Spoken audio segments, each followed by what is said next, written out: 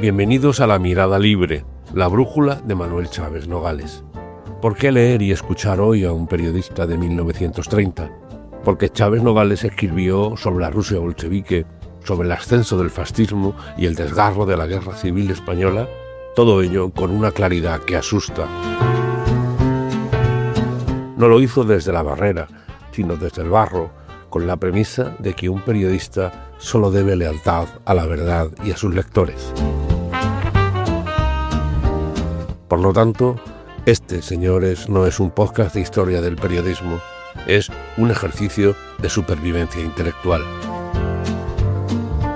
En cada episodio vamos a rescatar sus crónicas, sus relatos, sus editoriales, para hacernos una pregunta incómoda. ¿Cuánto de lo que Chávez Nogales vio entonces está volviendo a ocurrir ahora? A través de la lectura de sus textos más emblemáticos, intentaremos reflexionar sobre el presente, porque la polarización nos puede estar cegando, porque la democracia es frágil, porque la soledad de quien decide no pertenecer a ningún bando empieza a ser preocupante. Bienvenidos.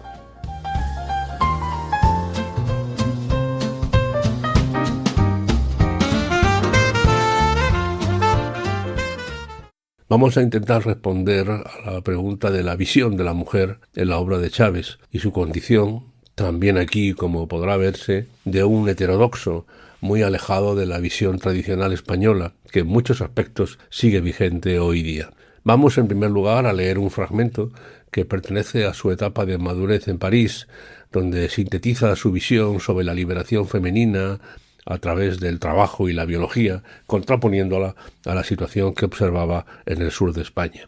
Está sacado del libro La Vuelta a Europa en avión, un pequeño burgués en la Rusia roja, en el capítulo Un día en París. El libro fue publicado en 1929, aunque previamente los textos habían ido apareciendo de forma seriada en el periódico Heraldo de Madrid durante el año anterior, en 1928. Dice así Chávez Nogales.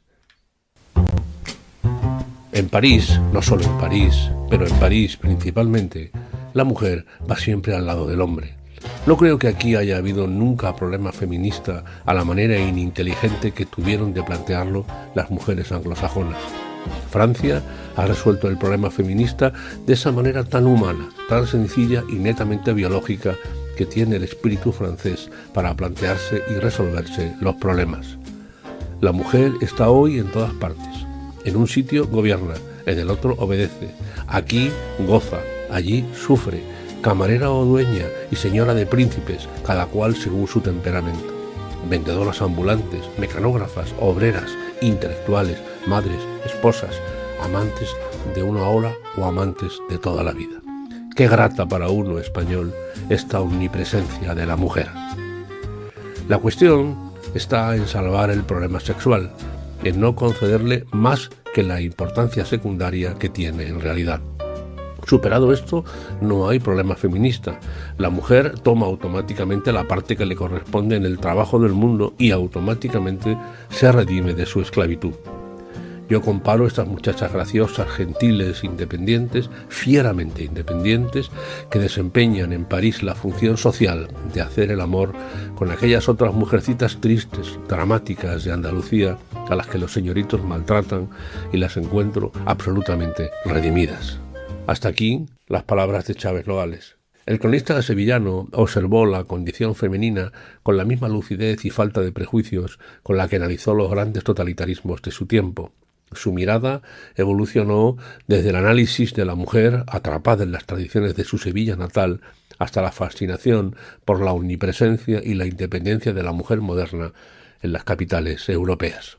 En su obra de juventud, La ciudad, fechada en 1921, Chávez Nogales retrata a la mujer sevillana como la habitante de patios tristes, definitivamente tristes, donde la historia íntima femenina está marcada por la pena, incluso en sus expresiones de alegría. Años después, en París, como ya hemos visto, descubriría con entusiasmo a una mujer fieramente independiente que trabaja y se redime de la esclavitud y la prostitución negra de los países menos civilizados. También habló de la mujer como motor revolucionario. Durante su viaje a la URSS, Chávez Nogales identificó que la mujer rusa era un formidable fermento revolucionario. Sostenía que mientras en los países latinos la mujer era un elemento conservador, en Rusia su sentimiento de cambio era superior al del hombre, sumándose a la revolución con un fervor de misión providencial. Hablemos ahora del cambio de canon estético, merece la pena. En su biografía de Juan Belmonte, en 1935, Chávez Nogales analiza cómo el ideal de belleza en España pasó de la mujer, peso pesado, las camareras de café, a un modelo más estilizado e internacional, personificado en la esposa extranjera del torero, la que en su día supuso un escándalo público para los castizos. Porque cuando Belmonte regresó de América en el otoño del año 1918, tras casarse en Lima con una joven de la buena sociedad local, Julia de Cosío se llamaba, el desembarco en Cádiz y la llegada a Sevilla supuso un desencanto para sus paisanos.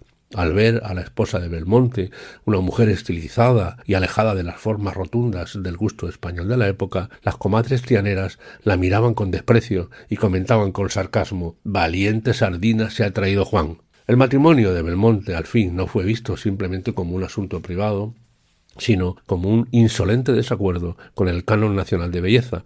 Para los castizos e integristas de la tradición, que un torero famoso, figura máxima del casticismo siempre, se casara con una señorita extranjera que no encajaba en el modelo de mujer española como es debido, adquirió tintes de escándalo público. La sociedad tradicionalista se sentía irritada ante lo que percibía como una traición a los estándares estéticos de la raza. Piensen ustedes si hoy, en el siglo XXI, no pueden ocurrir críticas parecidas en algunos momentos. Bien, en sus relatos de la guerra civil, Chávez Nogales destaca figuras como Rosario, una miliciana que salva la vida de un abogado de derechas. Para el autor, la heroicidad femenina emana de los valores humanos y la compasión, situándose por encima de los fanatismos sectarios. Por cierto, se sabe que Chávez Nogales llegó a firmar artículos de moda, por ejemplo, para Prensa Hispanoamericana bajo el nombre de su hija, Pilar Chávez, para sortear ciertas limitaciones o completar encargos de agencias. También, para entender cómo pensaba Chávez Nogales y lo lejos que estaba de los estándares habituales, merece la pena que escuchemos a su propia hija, a doña Pilar Chávez, en octubre de 2017 en Sevilla, entrevistada por Jesús Vigorra y el escritor Pérez Reverte y acompañada de su hijo Anthony John Chávez. Allí habla de cuando era muy niña, con 9 años, lo que su padre hizo con ella. Piensen si ustedes hoy harían lo mismo con una niña de 9 años. Ah, sí, claro, la religión fue un problema porque nosotros, en fin, no íbamos a misa. Mi madre era religiosa, como son muchas veces las mujeres andaluzas, ¿no?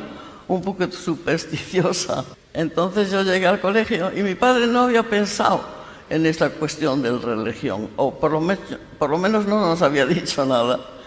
Y a los pocos días de llegar, ya mi padre había vuelto a Madrid y recibió una llamada de la directora diciendo: bueno, tenemos aquí a Pilar, pero nosotros vamos a la iglesia protestante y no sabemos qué hacer con ella. Y entonces mi padre le dijo: pues pregúnteselo a ella. Tú has dicho que el regalo mejor que te hizo tu padre fue la educación y sobre todo enviarte a tan joven edad y sobre todo darte responsabilidad, ¿no? El valor que suponía para ellos, como padres todavía de una niña jovencita, de darle larga, darle cuerda. Eso de llevarla al primer año me llevó mi padre a la escuela, ¿no? A Inglaterra. Y yo estuve un año entero sin volver a España, porque él no quería sacarme de Inglaterra y volver a llevar otra vez. Así que el primer año estuve todo el año en Inglaterra. Y me impulsaba, me llevaba hasta la estación del norte, con mi uniforme, mi sombrerito y mi chaquetita y demás. ¿En Madrid? En Madrid, en la estación del norte, y de allí yo iba a Irún. En Irún cambiaba de tren y durante la noche dormía en el tren y llegaba, pasado París, a Calais. Y en Calais salía del tren y me metía en el barco. Y el barco eran 2 o 3 horas. Y luego del barco había que ir a un tren que me llevaba hasta la escuela. O sea que era un trayecto bastante complicado. Y yo luego he pensado, mi madre debía de estar muerta de miedo de pensar que me había dejado ir de esa manera, ¿no? Terminamos. Otra mujer muy importante, por cierto, la responsable de la recuperación de su obra, la investigadora y catedrática María Isabel Cintas, que es la mayor experta en su obra y ha dedicado décadas a recuperar sus textos, siendo reconocida como la figura clave que sacó al periodista del ostracismo. Si Chávez Nogales viviera, hoy estaría muy agradecido, como lo estamos todos los periodistas que gracias a ella descubrimos a Manuel Chávez Nogales.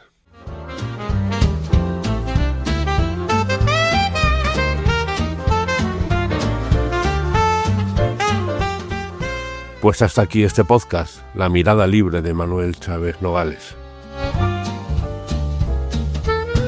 Soy Antonio Manfredi, estoy a su disposición en el correo electrónico antoniomanfredi@gmail.com o en el propio Substack en @AntonioManfredi1959.